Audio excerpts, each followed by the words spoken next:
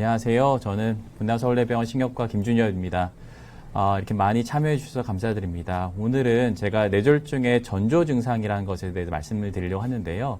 사실 주된 핵심은 제가 진료실에서 이제 외래 진료 시에 다 하지 못한 이야기들을 주로 나누고자 합니다. 그래서 제가 말씀드릴 내용들도 있겠지만 외래 진료 때 말씀하지 못하셨던 내용들이 있으시면 궁금하신 내용이 있으면 굳이 전조 증상과 관련 없어도 되니까요.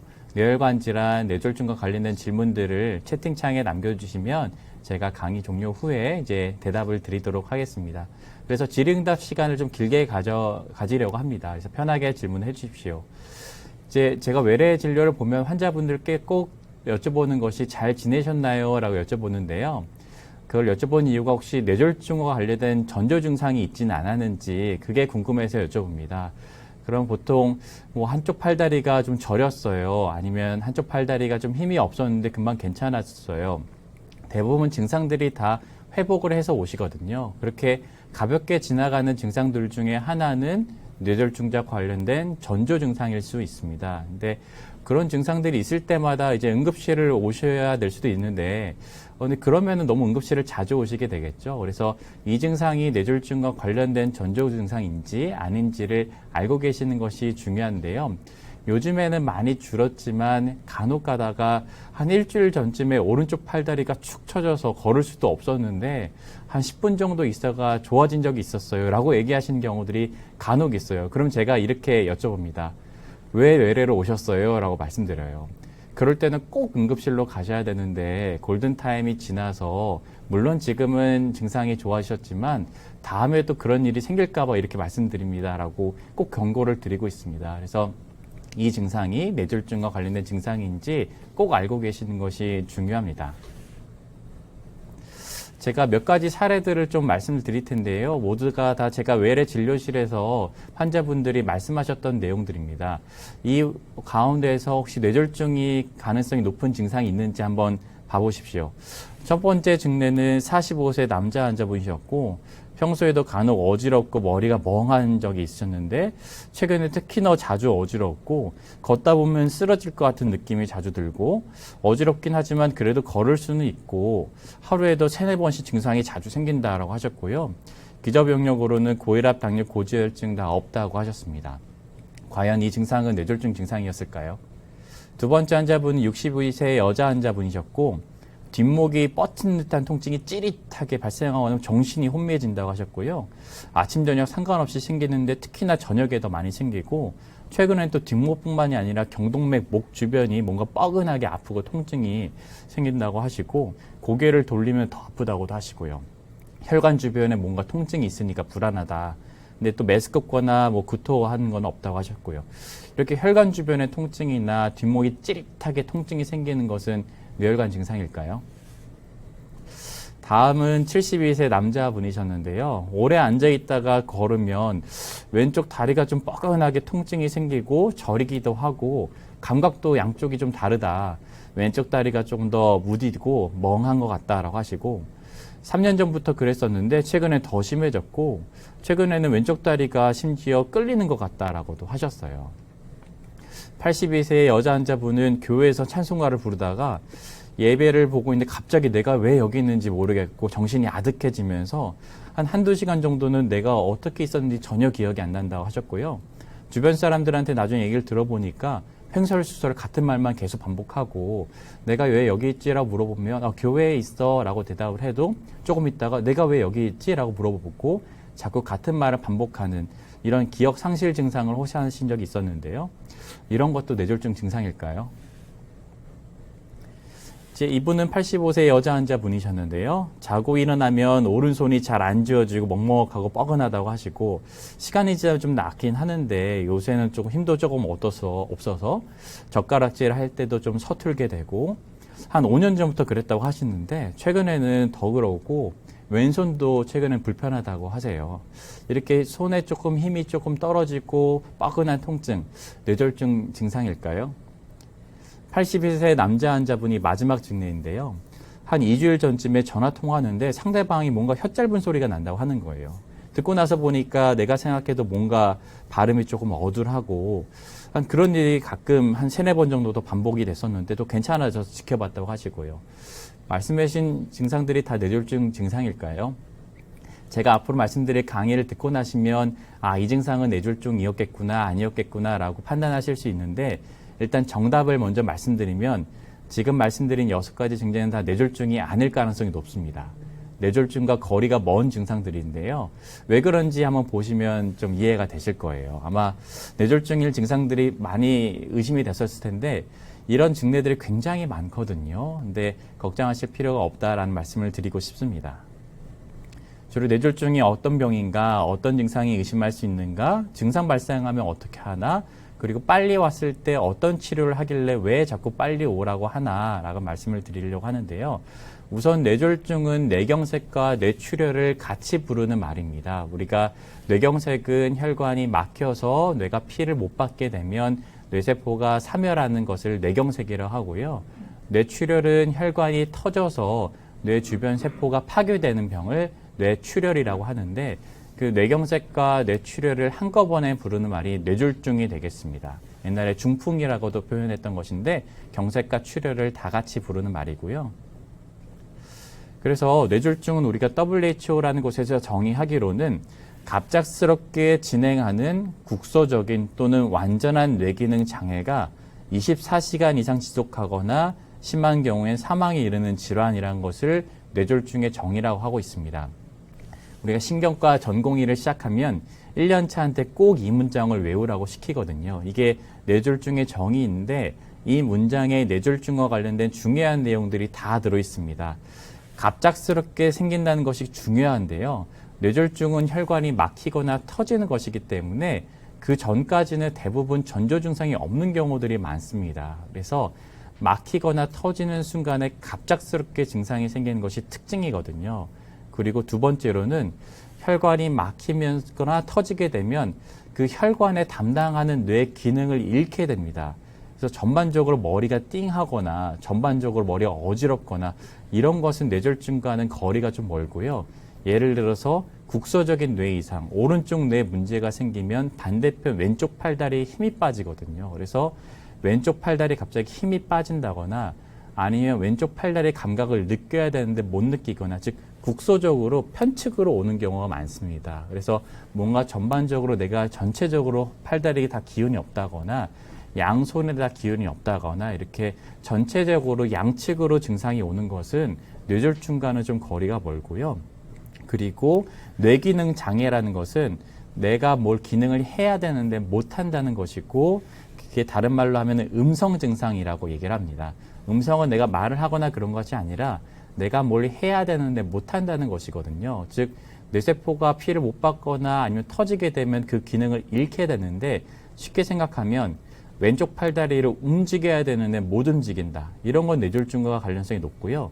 반대로 왼쪽 팔이 갑자기 꺾이면서 힘이 꽉 들어가서 뭔가 강직이 생긴다. 이것은 갑자기 뇌졸중이 생긴 것과는 좀 거리가 멀거든요. 또는 왼쪽 손이나 오른쪽 손이 갑자기 아프다. 즉 통증이라는 것은 없던 것이 생긴 거거든요. 그래서 이런 걸 양성 증상이라고 합니다. 또는 두통이 생겼다. 없던 증상이 갑자기 생기는 것, 즉 통증이라는 것이 없다 생기는 것, 이런 것은 뇌졸중과는 좀 거리가 멀고요. 대신에 한쪽 팔다리가 감각을 느껴야 되는데 감각을 못 느낀다. 즉 내가 정상적으로 해야 될 기능을 못하는 것이 뇌졸중과 가능성이 높습니다. 또는 내가 길을 걸을 때 균형을 잘 잡아야 되는 균형 기능이 유지가 돼야 되는데 균형 감각을 떨어지게 되면 몸이 한쪽으로 쏠려요.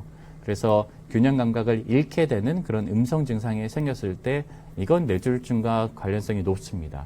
근데 단순하게 멍하게 좀 어지러운데 걸을 수는 있고 특별히 균형 감각엔 이상이 없다. 그럴 때는 뇌졸중과는 좀 거리가 멉니다. 그래서 정리하면 3가지가 중요한 포인트입니다. 첫 번째는 갑자기 생겨야 되고 두 번째로는 국소적으로 즉 편측으로 생기거나 즉 국소적으로 증상이 생겨야 되고 세 번째로는 내가 뭘 해야 되는데 못하는 음성 증상으로 나타난다. 이것이 중요한 뇌졸중의 증상의 특징입니다. 그리고 그 증상이 24시간 이상 지속된다 그러면 뇌졸중이라고 이야기를 하고요. 24시간 이내에 좋아지는 경우들이 간혹 있습니다. 그런 것을 우리가 전조 증상이라고 하는 것입니다. 즉 증상의 특징은 똑같은데 그게 하루 이내로 좋아지면 전조 증상인 것이고 그게 하루 이상 지속되면 뇌졸중이라고 이야기를 합니다. 그래서 뇌졸중 종류는 말씀드린 대로 허열 뇌졸중, 출혈 뇌졸중, 즉 뇌경색과 뇌출혈이라고 이야기를 하고요. 어떤 게 더 흔할까요? 이게 서구화될수록 뇌경색이 더 증가하는 경향이 있는데요. 우리나라에서는 4명 중에 3명이 뇌경색이고 4명 중에 1명이 뇌출혈입니다. 오늘 강의와는 좀 별개의 이야기일 수 있는데 보험들을 많이 드시잖아요. 그래서 뇌졸중 커버가 된다. 그래서 뇌졸중의 진단금이 나온다. 이렇게 소개를 받고 많이 보험을 드실 텐데 그게 정말 뇌졸중이 다 커버가 되는 보험인지 한번 살펴보십시오. 대부분 뇌출혈만 커버되는 경우들이 많습니다. 왜냐하면 보험회사 입장에서는 뇌졸중이 커버된다고 하는데 뇌출혈도 뇌졸중의 일종이니까 사실 틀린 말은 아니거든요. 근데 뇌출혈은 4명 중에 1명 정도로 적기 때문에 사실은 그 숫자가 많지는 않습니다. 그래서 정확하게 물어봐서 이게 뇌출혈과 뇌경색이 다 포함이 되는 보험인지 한번 확인해 보시는 게 좋을 것 같은데요. 뇌경색도 포함이 하면 아마 보험금이 좀 늘어나실 거예요. 우리가 이제 뇌경색은 보통 MRI로 진단을 많이 하고 뇌출혈은 CT를 통해서 진단을 하게 되는데 증상이 좀 차이가 날 수 있을까요? 증상도 좀 차이가 납니다. 뇌경색은 보통 편측으로 마비가 오거나 내가 말을 해야 되는데 못하는 발음이 어눌한 쪽으로 이제 올 수가 있는데요. 뇌출혈은 뇌라는 곳은 뼈 안에 둘러싸이기 때문에 공간이 일정합니다. 근데 그곳에 피가 터지게 되면 피가 막 흘러가게 되면서 뇌가 있어야 될 곳에 피가 나게 되면 뇌가 밀리게 되거든요. 그럼 뇌 안에 압력이 올라가게 되면서 극심한 두통이 생깁니다. 그런데 그 두통이 당연히 혈관이 터지기 전까지는 대부분 전조 증상이 없습니다. 그래서 내가 가끔 머리가 아팠다가 안 아팠다가 한다. 이런 것들은 뇌졸중과는 좀 거리가 멀고요. 근데 혈관이 턱 터지면서 갑작스럽게 으악 하면서 뒷목 잡고 쓰러지는 그 두통. 그거는 뇌졸중과는 좀 가능성이 좀 높습니다.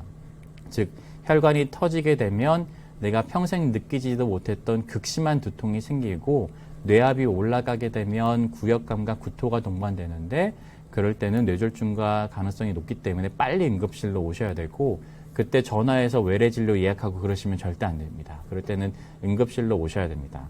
근데 꼭 머리가 아프다고 다 오실 것이 아니라 내가 느끼지 못했던 평생 처음 느껴보는 극심한 두통이 갑작스럽게 생기고 구역감과 구토가 동반될 때 뇌출혈을 생각할 수가 있다라고 생각하시면 좋겠고요.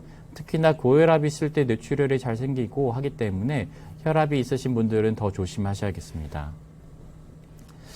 이런 증상들이 뇌졸중 증상일까요? 이제 다시 생각해 보면 손발이 저리고 시리고 뻐근하고 얼굴 눈꺼풀이 실룩거리고 손이 떨리고 이런 증상이 뇌졸중 증상일까요? 아까 말씀드린 대로 따르면 내가 뭘 해야 되는데 못하는 음성 증상이 국소적으로 생긴다는 거기 때문에 저린 증상이 생기고 시린 통증이 생기고 뻐근한 느낌이 생기고 이런 것들은 통증과 시리고 저린 것들은 뇌졸중과도 거리가 멀고 특히나 양손이 그렇다는 것도 뇌졸중과 가능성이 좀 먼 것이죠. 즉 뇌졸중은 갑자기 생기는 것이고 편측으로 많이 생긴다. 그걸 기억하셨으면 좋겠고요. 이런 것들이 이제 뇌졸중 증상으로 나타날 수가 있습니다. 한쪽 팔다리가 마비가 온다거나 또는 한쪽 팔다리가 남의 살처럼 감각이 떨어진다. 또는 내가 말을 해야 되는데 어눌한 증상이 갑자기 생기거나 또는 내가 걸어갈 때 한쪽으로 몸이 자꾸 쏠려서 못 걷는다. 즉 이걸 보행실조라고 하는데요. 균형 감각이 떨어지거나 또는 내가 시야를 잘 봐야 되는데 갑작스럽게 한쪽 절반이나 또는 4분의 1이 안 보는 경우들이 있습니다. 이럴 때는 내가 뭘 봐야 되는데 못 보는, 즉 시야 기능이 떨어진 것이기 때문에 뇌졸중을 생각할 수가 있는데요. 이럴 때 안과를 가시는 경우들이 있는데 그러면 치료가 늦어질 수 있기 때문에 한쪽 절반이 갑자기 안 보인다. 그럴 때는 응급실로 오셔야 됩니다. 이게 눈 문제로 문제가 생긴 건지 아니면 뇌 문제로 시야 장애가 생긴지를 감별할 때 중요한 그 팁 중에 하나가요. 한쪽 눈씩 가려서 잘 보이는지 평가하는 게 또 팁 중에 하나입니다. 그래서 만약에 내가 왼쪽 절반이 안 보인다 그랬을 때 한쪽 눈씩 가려보십시오. 그랬을 때 오른쪽 눈을 가려서 왼쪽 눈을 보았을 때 전체가 다 안 보이고 반대로 왼쪽 눈을 가려서 오른쪽 눈을 봤을 때 너무 잘 보인다. 그러면은 왼쪽 눈만의 문제인 거예요. 즉 한쪽 눈씩 봤을 때 한쪽 눈에서만 문제가 있고 다른 쪽 눈은 너무나도 잘 보인다 그러면 눈에 문제가 생겼을 가능성이 높기 때문에 그럴 때는 안과 진료를 보셔야 되고 그것도 안과에 응급질을 할 수 있기 때문에 응급실 진료 보실 수 있겠죠. 그런데 만약에 한쪽 눈씩 가려보아도 똑같이 한쪽 절반이 안 보인다 그러면 눈의 문제라기보다는 뇌의 문제일 가능성이 높습니다. 그래서 그럴 때는 빨리 응급실로 오셔야 되고요. 그럴 때 외래진료 전화해서 예약하면 안 됩니다. 많이 늦습니다.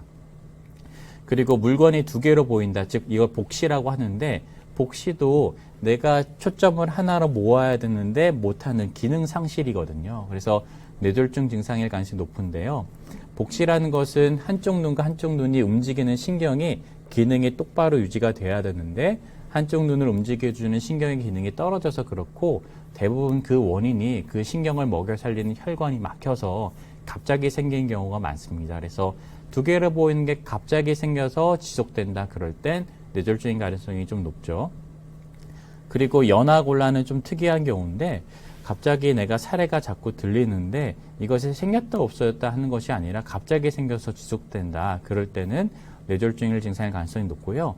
다만 연화곤란은 보통 이 증상만 단독으로 생긴 경우는 뇌졸중으로는 드물고 보통 한쪽 팔다리에 마비가 또는 감각이 좀 떨어지거나 또는 보행실조, 한쪽으로 좀 몸이 쏠리면서 삼키기도 좀 어렵다. 이런 경우들이 좀 많습니다. 그리고 이제 어지럼증은 사실은 뇌졸중을 감별하기가 어려운데요. 대부분 어지럼증이 생겼다가 없어졌다, 생겼다 없어졌다가 가볍게 지나가고 또 심하지 않게 좀 걸을 수 있고 이런 경우는 뇌졸중일 가능성이 낮고요. 대신에 갑자기 뇌졸중이 생기면서 보행실조, 걸을 수도 없고 한쪽으로 몸이 좀 쏠린다 또는 서 있기조차 힘들다 이럴 때는 뇌졸중일 가능성이 높습니다. 그리고 갑작스럽은 극심한 두통, 즉 평생 처음 느껴본 두통은 아까 말씀드린 대로 뇌졸중일 가능성이 높고요.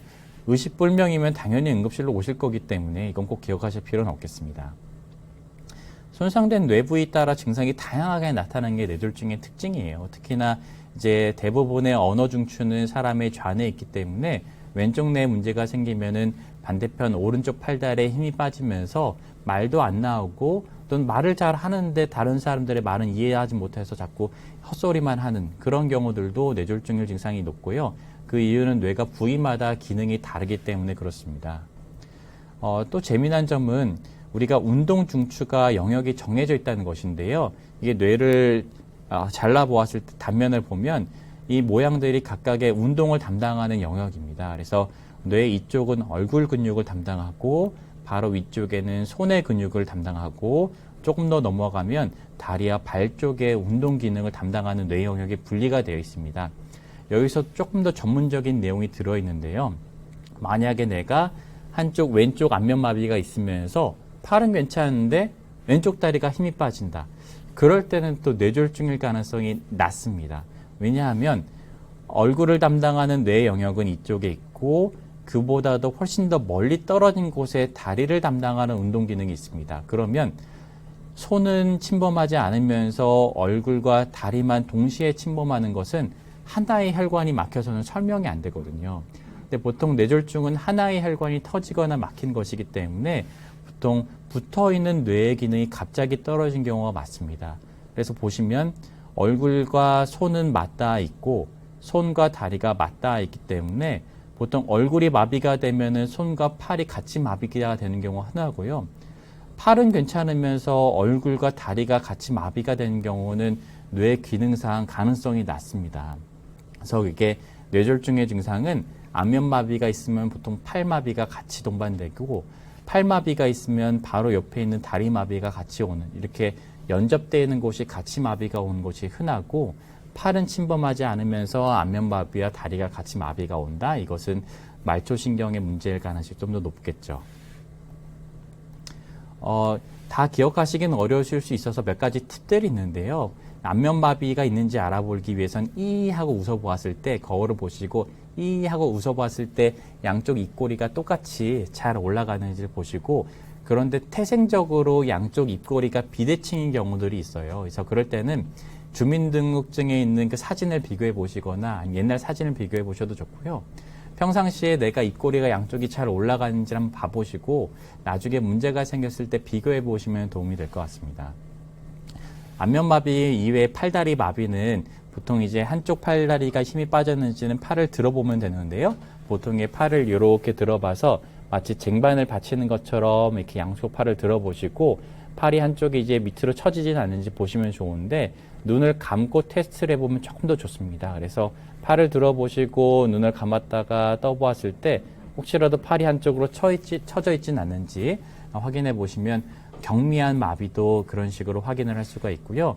다리 쪽은 누워서 양쪽 다리를 한 30도 정도 올려보시고 눈을 감았다가 한 5초 정도 있다 떠보았을 때 한쪽 다리만 밑으로 내려가 있진 않는지 확인해 보시면 판단하는 데 도움이 됩니다.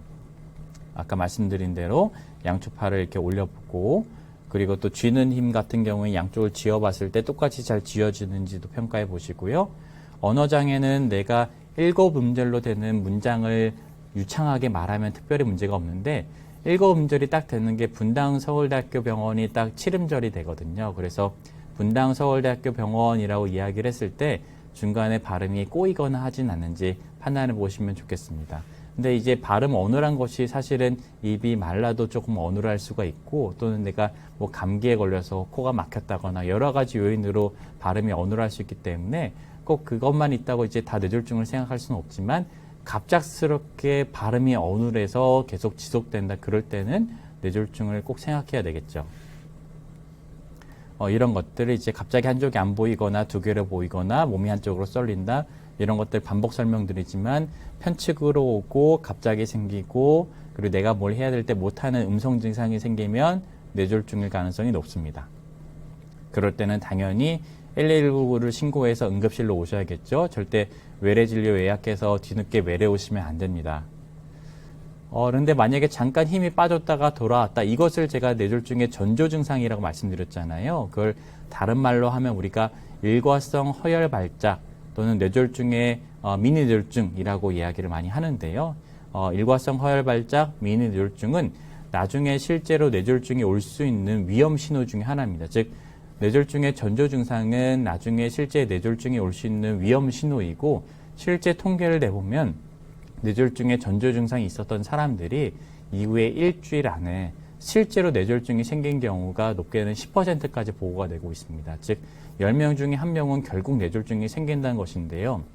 미리 전조 증상이 있었을 때 알아서 예방적인 치료를 했으면 그 10명 중에 1명이 뇌졸중이 생긴 것을 막을 수가 있었겠죠. 그래서 만약에 증상이 좋아졌다고 해서 지켜보실 것이 아니라 응급실로 오셔서 빨리 입원 치료를 해서 이 증상이 왜 생겼는지 원인을 찾고 예방하는 계획을 짜는 것이 중요하겠습니다. 이것은 대한뇌졸중학회에서 홍보 영상을 만든 것이 있는데요. 증상과 관련된 영상이니 한번 좀 보시면 좋겠습니다.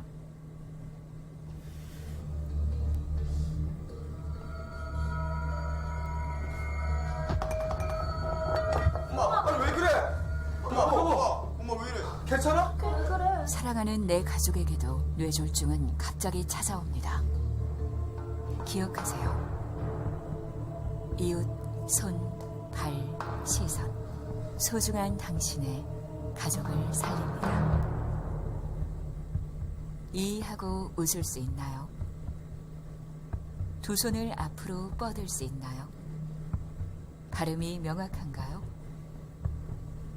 시선이 한쪽으로 쏠리나요? 한 가지라도 이상하다면 빨리 119로 연락하세요. 뇌졸중에서의 이웃, 손, 발, 시선. 바로 당신이 구할 수 있습니다.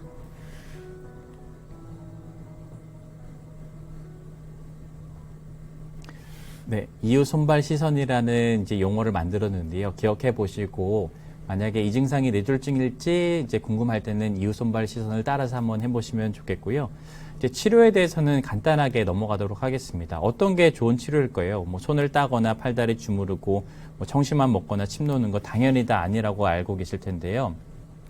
그럴 증상이 생겼을 때 이후 조치에 대해서는 119에 신고하는 게 꼭 중요합니다. 그래서 내 차로 이동해서 오거나 아니면은 가족분들의 차를 통해서 오는 게 더 빠르다고 생각하시겠지만 막상 내가 병원을 가려면 어느 병원에 가야 되는지 모르실 수가 있고 만약 제가 예를 들어서 부산에 있다가 뇌졸중이 생겼는데 분당서울대병원까지 와야겠다. 그러면 그 시간 안에 골든타임을 놓칠 수가 있거든요. 그리고 이 증상이 과연 꼭 큰 병원까지 가야 될 증상인가? 그 증상의 중증도에 대해서도 환자분들은 판단하기가 어려우니까 그럴 때는 119에 신고하면 구급대원분들에게 저희가 다 교육을 하고 있습니다. 정기적으로 저희 지역 주변에 구급대원분들에게 이런 증상이 있을 때는 뇌졸중 가능성이 높고 하기 때문에 반드시 뇌졸중과 관련된 뇌졸중 센터로 환자를 이송해 주세요라고 정기적으로 저희가 교육을 실시하고 있고요.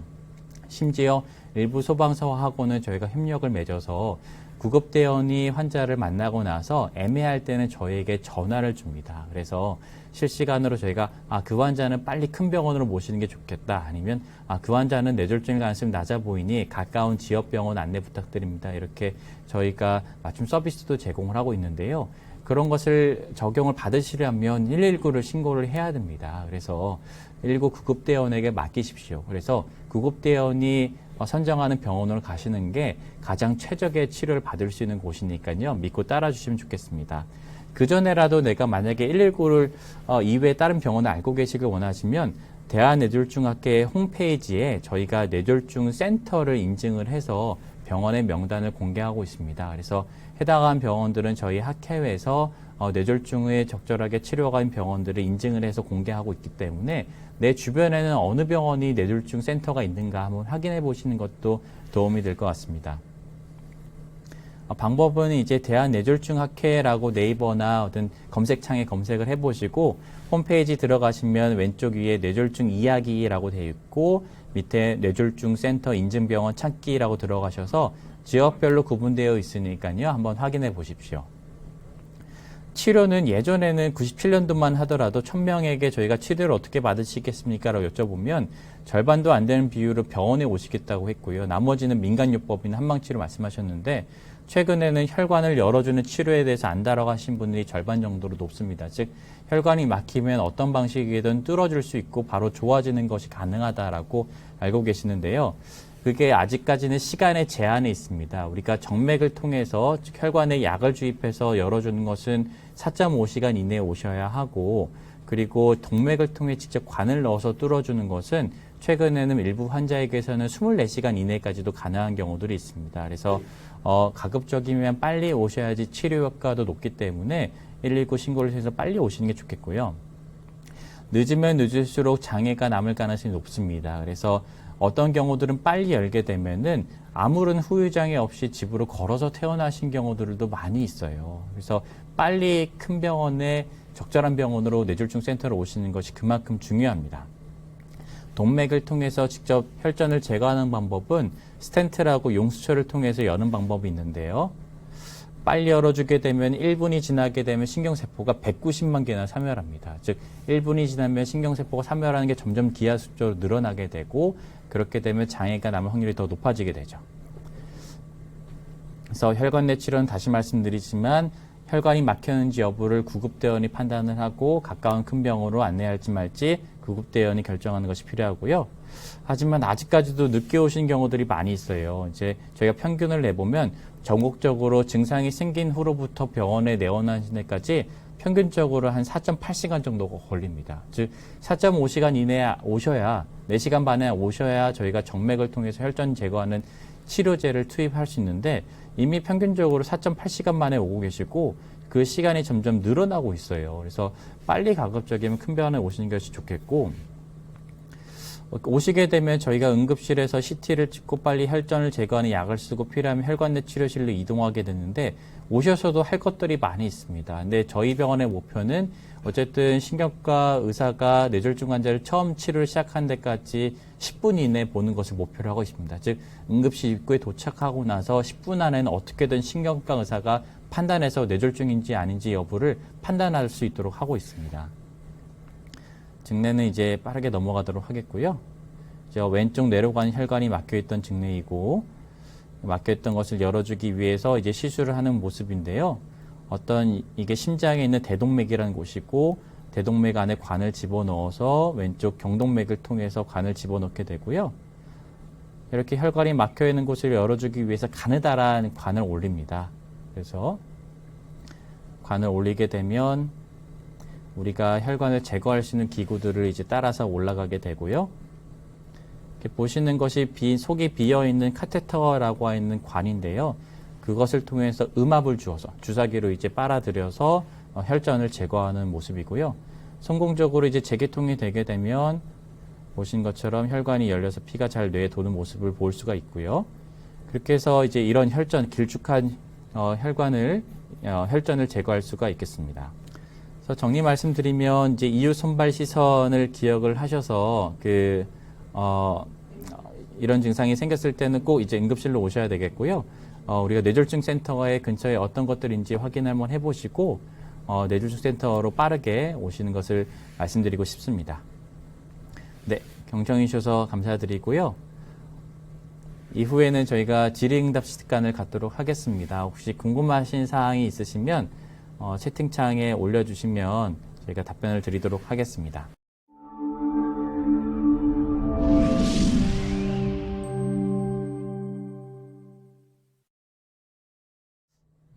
먼저 이제 강의 시작 전에 질문 주셨던 사항이 있는데요. 이제 뇌경색과 뇌졸중의 차이를 알고 싶으셔서 말씀해 주셨는데 중간에 설명드린 것처럼 뇌경색은 이제 뇌졸중 안에 포함되는 내용이고요. 이제 뇌졸중은 뇌경색과 뇌출혈로 되어 있고 뇌경색은 혈관이 막혀서 뇌세포가 기능을 못하는 것이고 뇌출혈은 혈관이 터져서 주변의 뇌세포가 사멸하는 병입니다. 그래서 뇌졸중은 뇌경색과 뇌출혈을 한꺼번에 부르는 명칭입니다. 좋은 강의 감사합니다. 항혈전제 먹기 시작하면 평생 복용해야 하나요? 라고 질문 주셨네요. 네, 항혈전제 그렇지 않습니다. 이제 항혈전제는 한번 먹기 시작하면 평생 먹기보다는 이제 필요하지 않으면은 끊을 수가 있거든요. 항혈전제라는 것은 결국 이제 아스피린하고 이제 아스피린 계통의 약제하고 그리고 와파린 또는 이제 노악이라고 하는 신약들이 있는데 그런 약들을 우리가 항혈전제라고 이야기를 합니다. 근데 항혈전제는 이제 뇌경색을 예방하는 효과는 있겠지만 반대로 이제 출혈 부작용이 이제 늘어나는 부작용이 있기 때문에 꼭 써야 될지를 꼭 판단해서 이제 평가를 해야 되는데요. 항혈전제를 꼭 드셔야 되실 분은 첫 번째로는 뇌경색이 이미 생긴 분들은 항혈전제를 대부분 꼭 드셔야 됩니다. 만약에 내가 갑자기 위장관에 이제 출혈이 생겼다거나 또는 뭐 수술을 받아야 된다. 그럴 때는 일시적으로 끊어야겠지만 내가 한번 뇌경색이 생겼으면 이후로는 가급적이면 항혈전제는 거의 평생 드신다고 생각을 해야 되고요. 부작용이 있거나 또는 시술이나 수술을 하지 않는 이상은 평생 드신다고 생각을 하셔야 되고 두 번째로 뇌경색이 생기지 않았는데 내가 1차적인 예방 목적으로 항혈전제를 먹고 있다 그런 경우에는 정말로 꼭 드셔야 되는 사항인지를 평가하는 게 필요합니다. 아마 의사가 처방을 했을 때는 그 이득이 실보다 더 커서 처방을 했을 텐데요. 대부분의 경우에는 뇌 안의 혈관이 많이 좁아져 있어서 막힐 것 같다. 예방이 필요하다. 또는 목혈관, 경동맥이 많이 좁아져 있어서 조만간 시술을 해야 되겠다. 그럴 때는 항혈전제를 비교적 쓰는 편이고요. 그런 것이 아니라 이제 MRI를 건강검진으로 촬영을 했는데 뇌 안에 하얗게 무언가 뇌경색이 지나간 소견들이 보여요. 그럴 때는 기본적으로 이제 항혈전제를 꼭 쓰지는 않고요. 필요한 상황에서만 일시적으로 쓰고 그럴 때는 항혈전제가 대부분 필요한 경우가 많지는 않습니다. 이제 상황에 따라 다르기 때문에 내가 꼭 먹어야 되는지를 판단을 하고 뇌경색이 있으면 평생 드신다고 생각을 하셨으면 좋겠습니다. 두 번째 질문은 뇌졸중 걸린 사람이 다시 또 뇌졸중 올 수 있는 건지 궁금합니다 라고 말씀 주셨는데요. 안타깝게도 뇌졸중은 한번 생기신 분들이 재발하는 위험성이 더 높습니다. 그런데 이게 시기에 따라서 좀 달라요. 뇌졸중이 한번 생기고 나면 내가 평생 계속 잘 생기는 것이 아니라 보통 뇌졸중은 초반에 재발을 잘 합니다. 그것이 통계적으로 잘 나와 있는데 뇌졸중이 생기고 나서 한 달 안에 재발하는 비율이 보통 한 10% 정도를 보거든요. 이게 3개월이 지나면 7% 정도로 떨어지고 6개월 정도가 되면 우리가 한 4%, 5% 정도 떨어지고 1년 정도가 지나면 한 3% 정도로 좀 떨어집니다. 그래서 뇌졸중은 시기에 따라서 재발률이 다르기 때문에 특히 초반에 주의하셔야 되고, 가장 길게는 뇌졸중이 오고 나서 1년까지 특히 조심하셔야 되고요. 저는 개인적으로는 뇌졸중이 한번 생기고 나서 입원 치료를 하고 나시면 한 1년 정도 있다가 뇌 영상 검사를 한번 반복하는 경우들이 많이 있는데, 그 이유가 1년까지가 특히 주의해야 될 시기이고, 그래서 약도 세게 쓰는 편들이 많고 1년 사이에 혈관의 변화들이 특히 많이 생길 수 있기 때문에 그렇습니다. 그래서 이제 1년까지 특히 조심하셔야 되고, 그 중에서도 특히 초반 6개월, 그 중에서도 특히 초반 3개월을 주의하고 나시면 특별히 이제 걱정하실 일은 없는데요. 두 번째로는 시기가 지나고 나서도 당연히 불안하실 수 있어요. 그럴 때는 내가 뇌졸중이 왜 왔는지 원인을 알고 계시면 그 원인을 잘 관리하고 있으면 특별히 걱정할 필요가 없겠죠. 뇌졸중은 대부분 원인이 있습니다. 이제 내가 고혈압이 너무 조절이 안 돼서 혈관이 터지는 뇌출혈이 생겼다거나 하면 당연히 나는 앞으로 혈압 관리를 잘 해야 되겠죠. 그래서 저희는 보통 혈압 수첩을 드리고 있는데요. 혈압 수첩을 집에서 갖고 계셨다가 집에서 꼭 혈압을 매일 재서 아침 저녁으로 적어 오시면 내가 혈압 관리가 잘 되고 있으니까 당연히 원인을 잘 관리하고 있으니까 재발도 잘 막을 수 있겠죠. 그래서 원인을 잘 알고 계속 관리를 잘 하고 있으면 재발도 확실하게 막을 수 있을 겁니다. 그 다음 질문으로는 뇌졸중도 유전적 요인이 있는지요? 라고 말씀을 해주셨는데요. 이것은 그렇기도 하고 아니기도 합니다. 참 답변이 되셨는지 모르겠는데요. 유전적인 성향이 높은 원인들도 있고 그렇지 않은 경우들도 있습니다. 그런데 일단 가족분들 중에 그 뇌졸중이 있는 가족력이 있으면 위험성이 조금 더 올라가는 경향이 있지만 그렇게 높지는 않습니다. 그래서 그것 때문에 혹시라도 자녀분에게 피해를 주는 것 같지 않아 그렇게 고민하실 필요는 절대 없고요. 일부 유전 위험성이 좀 높은 병들이 일부 있지만 대부분의 뇌졸중은 생활 습관에 문제가 있거나 또는 내가 고혈압, 당뇨, 고지혈증 같은 위험 인자가 관리가 잘 안 돼서 생긴 경우들이 대부분이기 때문에 어떤 자녀에게 유전될 만한 그런 문제로 뇌졸중이 생기거나 그런 경우는 굉장히 극소수입니다. 그래서 대부분은 뇌졸중은 나의 생활 습관의 문제라든지 또는 위험 인자가 관리가 안 됐을 때 생기는 거라서 유전적인 요인에 대해서는 특별히 아주 극소수이기 때문에 걱정하실 필요는 없을 것 같아요. 30대 중반 경증 허혈성이라고 판단을 받았는데 이것도 뇌졸중에 해당되는지요?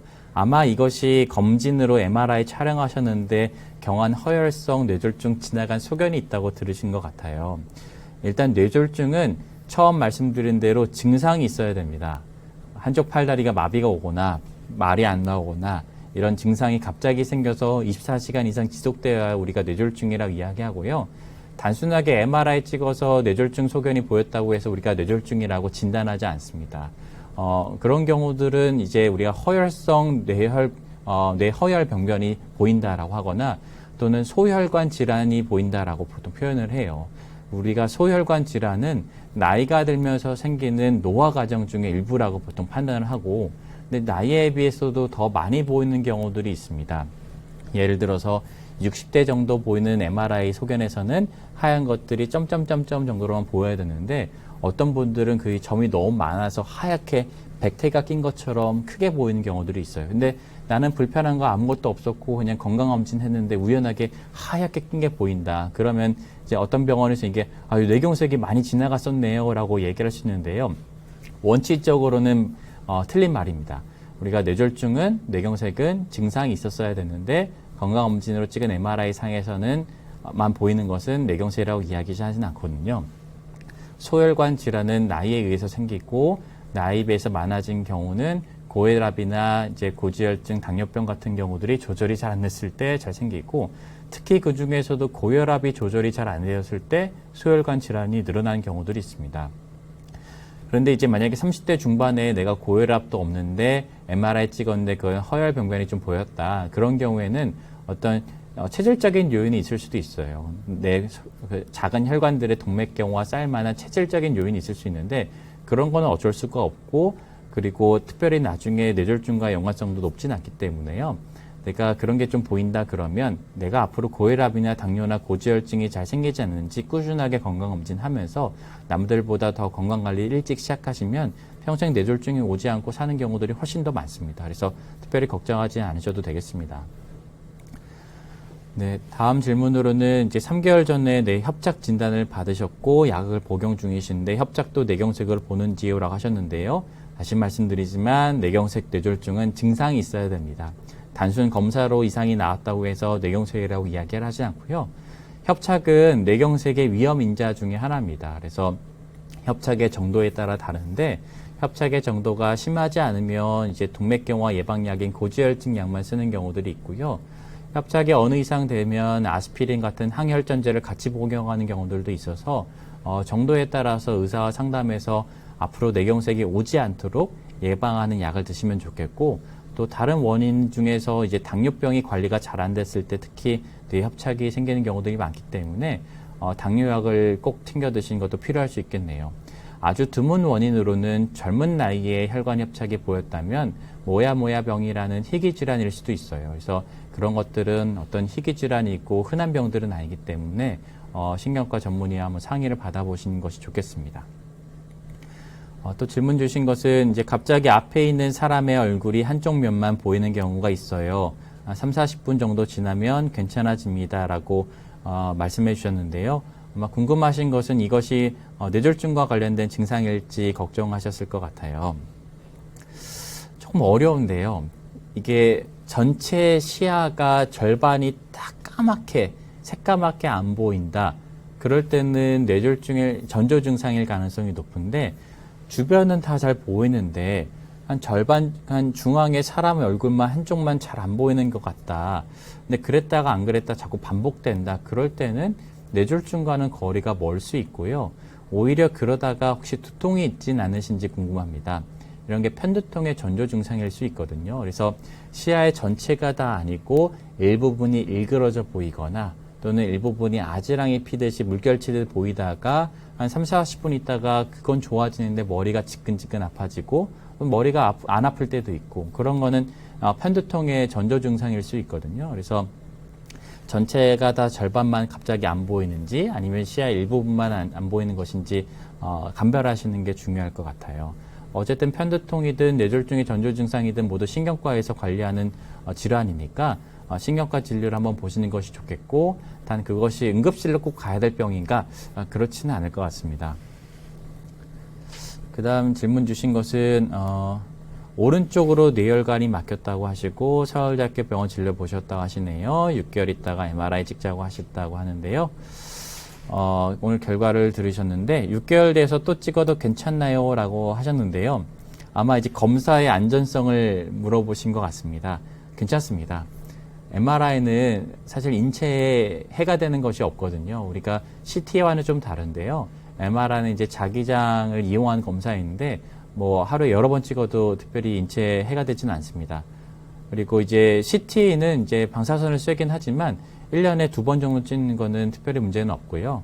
다만 이제 조영제를 쓰는 CT를 쓴다면 내가 콩팥 기능에 문제가 있는지를 확인해야 되는데 아마 의사 선생님께서 이제 필요해서 검사하셨고 검사하는데 문제가 없어서 촬영을 하실 거기 때문에 뭐 6개월 만에 찍는다고 해서 검사가 문제가 있거나 그렇지는 않을 것 같습니다.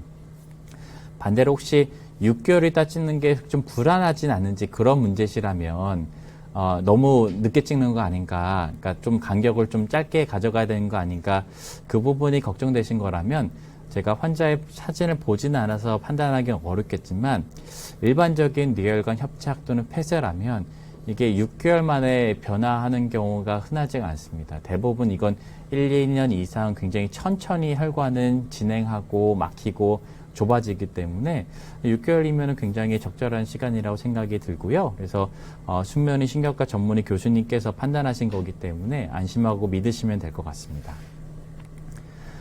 그 다음은 우측 중대뇌 동맥이 막혀 있고 항혈전제와 고지혈증 약을 복용하고 계시는데 혈압약은 복용하고 있지 않고 양쪽 팔의 혈압을 아침 저녁으로 재고 있는데 양쪽이 비슷하게 나오지만 오른쪽 팔을 재면 낮은 혈압이 90 이상 자주 나옵니다. 그렇다면 왼쪽 머리에도 이상이 오고 있는 걸까요? 라고 하셨는데요. 이 질문은 외래에서도 굉장히 자주 받는 질문인데요. 혈압을 재면 어느 팔로 재야 될까요? 오른팔로 재야 될까요? 왼팔로 재야 될까요? 사실 어느 팔로 재도 상관없는데 단 한쪽 팔로 정하셨으면 가급적이면 그쪽 팔로 계속 재셨으면 좋겠어요. 양팔의 혈압은 누구나 생리적으로 20 이내로는 차이가 날 수가 있습니다. 그런데 양쪽 팔의 혈압이 20보다 더 크게 난다면 그 팔의 혈관이 좁아진 것을 생각을 해야 돼요. 예를 들어서 왼쪽 팔로 가는 혈압을 재봤을 때는 한 100 정도 나오는데 오른팔 혈압은 130 정도 나온다. 그러면 왼팔로 가는 혈관이 좁아진 것을 생각해야 되거든요. 그래서 혈압이 더 낮은 쪽에 혈관이 좁아진 것을 생각해야 되는데 이제 20 이내로 차이 나는 것은 누구나 그럴 수가 있습니다. 그래서 혈관에 문제가 아닐 수 있기 때문에요. 그 차이가 얼마나 나는지 한번 봐보세요. 그래서 만약에 혈압이 위의 숫자, 즉 수축기 혈압이 한 20 이상 차이가 난다. 그럴 때는 혈관 보는 선생님을 진료를 좀 보시는 게 좋겠고요. 그것이 혈관외과일 수도 있고 또는 뭐 내과 선생님일 수도 있고 또는 신경과일 수도 있겠죠. 근데 이제 이미 신경과 진료를 보고 계시니까 얼마 차이가 난다라고 신경과 선생님께 말씀해 주시면 팔로 가는 혈관을 보는 CT를 찍거나 아마 하실 것 같습니다. 네, 네. 그 다음 질문 주신 거는 뇌출혈로 인해 편마비가 있습니다. 아노렉스나 글리아티린과 같은 근이완제와 뇌기능 개선제는 평생 복용해야 하나요? 라고 질문 주셨는데요. 그렇지 않습니다. 뇌기능 개선제는 말 그대로 개선제이지 영양제 같은 개념이거든요. 그래서 뇌기능 개선제, 뇌영양제는 사실은 꼭 드실 필요도 없고 평생 복용하실 필요도 없다고 생각합니다. 근데 이것은 의사마다 의견이 다를 수 있는 내용이기 때문에요. 처방해 주신 의사 선생님과 상의해서 판단하신 것이 좋겠고, 저는 개인적으로는 뇌기능 개선제나 영양제는 꼭 필요한 환자들이 일부 있겠지만 대부분의 경우에는 필요성은 높지 않다고 생각을 합니다. 근이완제는 다를 수 있는데 근이완제는 말 그대로 내 증상을 개선시켜주기 위한 약이거든요. 뇌졸중의 후유증으로 한쪽 팔다리에 이제 강직이 생겨서 뻣뻣하면 그것을 풀어주기 위한 목적으로 재활 치료도 할 수 있겠지만 추가로 근이완제를 써서 좀 풀어줄 수가 있거든요. 근데 안타깝게도 이제 근강직은 뇌졸중의 후유증이고 쉽게 회복이 잘 안 되기 때문에 근이완제는 이제 계속 드시는 경우들이 많이 있는 것 같아요. 다만 약 드시다가 부작용이 생기거나 약의 효과가 별로 없는 것 같다 그러면 이제 끊을 수는 있겠죠. 안과 진료 이상이 없는데 갑자기 앞시야가 어두워졌다고 하셨는데 아마 이게 앞서 말씀해 주신 내용의 연장선인 것 같습니다. 그래서 전체적으로 시야가 다 만약에 안 보였다면 이제 그 안과 진료에 문제는 없으실 것 같아요. 그래서 아까 말씀드린 것처럼 한쪽 절반이 갑자기 안 보였다 하면 뇌 문제일 가능성이 높고요. 시야의 일부분이 좀 뿌옇게 보이거나 아지랑이 피듯이 일그러진다 그런 편두통일 가능성이 높고, 혹시 전체적인 시야가 갑자기 뿌옇게 안 보였다가 괜찮아진다라고 하는 것은 일시적으로 혈압이 떨어져서 생기는 저혈압의 증상일 수 있거든요. 그래서 이런 거 우리가 전조실신이라고도 합니다. 그래서 한번 혈압을 좀 재보시고 평상시에 혈압이 오르락 내리락 많이 수축기 혈압이 왔다 갔다 많이 하는지, 그런 분들은 일어날 때 혈압이 쭉 떨어지면서 앞이 뿌옇게 보이다가 실신한 경우들이 있으니까요. 혈압을 한번 좀 재보시고 혈압이 앉아있을 때와 일어날 때 혈압이 차이가 한 20 이상 많이 나는지 한번 보십시오. 그렇다면 신경과 진료를 보시는 게 좋겠습니다. 또 질문 주신 건 한 달에서 한 달 반 간격으로 어지럼증이 생겼는데 몇 분 내로 사라집니다. 지금까지 8번 정도 있었어요. 뇌졸중의 전조 증상인가요? 머리는 안 아파요. 하셨습니다. 이제 어지럼증이 참 어려운데요. 아까 말씀드린 것처럼 단순 어지럼증이 자꾸 반복되는 것은 뇌졸중일 가능성이 낮습니다. 다만 내가 어지럽지 않다가 갑자기 어지러운데 걷지도 못하고 한쪽을 몸이 좀 쏠린다. 보행실조 증상이 생기거나 또는 서 있기 힘들 정도로 어지럼증이 너무 심하다. 그러면 뇌졸중일 가능성이 높고요. 반대로 잠깐 어지럽다 말았다 반복적으로 생긴다. 이게 뇌졸중으로 설명을 하려면 소뇌라고 하는 어지럼증을 담당하는 뇌부의 혈관이 막혔다 열렸다가 반복적으로 혈관이 막혔다 열리는 거거든요. 한 번 막혔다가 저절로 열리는 것도 정말 운이 좋아야 생기는 일인데 이것이 8번까지 반복적으로 저절로 열린다는 것은 정말 천운을 타고나지 않는 이상 생기기가 좀 어렵고, 만약에 혈관이 막히지는 않고 약간 좁아져 있는 상태에서 피가 적게 갈 때마다 어지러운 건 뇌졸중의 전조 증상일 수 있는데요. 그런 경우가 사실 흔하지는 않습니다. 그래서 만약에 그럴 수는 있어요. 내가 당뇨도 관리가 워낙 잘 안 돼서 머리 뒤로 가는 혈관이 많이 좁아져 있다고 들었어서 그런데 이제 어지럼증이 반복적으로 생긴다. 그럴 땐 전조 증상일 수 있는데요. 그런 경우가 흔하지는 않기 때문에 일단 한번 걱정되시면 MRA라고 혈관 사진을 좀 찍어 보시고요. 괜찮으면은 뇌졸중이 아닐 가능성이 훨씬 높습니다. 시간이 좀 지나긴 했지만 빠르게 나머지 질문 이제 살펴보고 마치도록 하겠습니다. 이제 동맥류가 발견되어서 1년 후에 MRI를 다시 찍기로 추적 관찰 중이라고 하셨었는데요. 날씨 변화가 있으면 두통이 심해지는데 혹시 동맥류 증상이지 않은지 걱정된다고 하시네요. 이제 동맥류는 이제 전문 분야는 아니지만 이제 두통은 뇌졸중 증상이 아닐 가능성이 높습니다. 이제 혈관이 터지게 되면 갑작스럽게 두통이 생기는데 처음 말씀드린 것처럼 내가 평생 겪지도 못한 극심한 두통이 생기면서 구토가 동반되기 때문에요. 가끔 머리가 아팠다 안 아팠다 날씨 변화할 때 좀 심해지는 거하고 그것은 뇌졸중과 가능성이 좀 낮고 특히 동맥류가 파열되는 것과 좀 거리가 좀 멀죠. 그다음에 이제 뇌동맥으로 오른쪽 수술과 왼쪽은 스텐트를 하셨는데 관리는 어떻게 하시나요? 2019년도 수술하셨고 검사는 얼마 만에 무슨 검사를 해야 되는지 그곳에서 수술과 시술을 하셨다고 하시는데요. 이분은 좀 전문적인 부분이 필요해서 이것만 가지고 판단하기는 어려운데요. 아마 수술은 제가 판단하건대 우회수를 하셨을 것 같고 왼쪽 경동맥에 스텐트를 하신 것 같은데요. 관리는 당연히 혈관이 막히고 스텐트를 넣었을 이유를 관리하시는 게 좋겠죠. 대부분 고혈압, 당뇨, 고지혈증 이런 것이 있어서 혈관이 좁아지고 막히다 보니까 수술과 시술을 하셨을 텐데 관리는 당연히 내가 갖고 있는 위험인자, 고혈압, 당뇨, 고지혈증을 관리하는 것이 중요하겠고요. 이후에 검사는 의사가 판단해서 환자마다 맞춤형으로 검사를 하는 것이기 때문에 제가 일괄적으로 말씀드리기는 어려울 것 같습니다. 근데 대부분 스텐트에 대한 이제 검사는 이제 보통 시술하고 나서 6개월, 1년째 CT를 찍어봐서 스텐트가 잘 유지가 되고 있는지 보고 이후에는 의사마다 다르겠지만 보통 1년이나 2년마다 CT를 찍어봐서 또는 초음파를 봐서 스텐트가 잘 유지가 되고 있는지 보고 있습니다. 그 다음으로는 이제 눈에서 아지랑이 피듯이 30분 정도 생겼다가 사라지면 두통이 왔었는데 편두통이라고 하셨는데 몇 년에 한 번씩 주기적으로 나타나는데 검사는 안 해도 되는지요? 이것이 이제 편두통의 전조 증상을 말씀해 주신 건데요. 사실 이미 편두통으로 진단이 받으셨고 그러한 증상이 반복된다면 굳이 검사는 꼭 필요하지는 않고요. 다만 이제 증상이 간헐적으로 자꾸 반복되면 예방약을 드시는 게 필요합니다. 그래서 편두통이 자주 생기거나 한번 생겼을 때 증상이 심하면 머리가 아만 아플 때도 드시는 예방약들이 있으니까 그걸 드시면 좋겠습니다. 혈압을 아침 저녁으로 재고 계시는데 하루 3끼 식사를 가볍게 하거나 저녁은 일찍 드시고 나면 또는 건너뛰면 혈압이 정상 범위에 들어옵니다. 그렇다면 평생 이렇게 소식을 해야 할까요? 어려운 질문인 것 같은데요. 식사 얘기는 참 어려운 것 같습니다. 근데 이제 일단은 혈압약을 복용하는 기준은 보통 안정시에 혈압을 쟀을 때 140 이상으로 3일 연속으로 높게 나온다 그러면 혈압약을 드시는 게 필요하고요.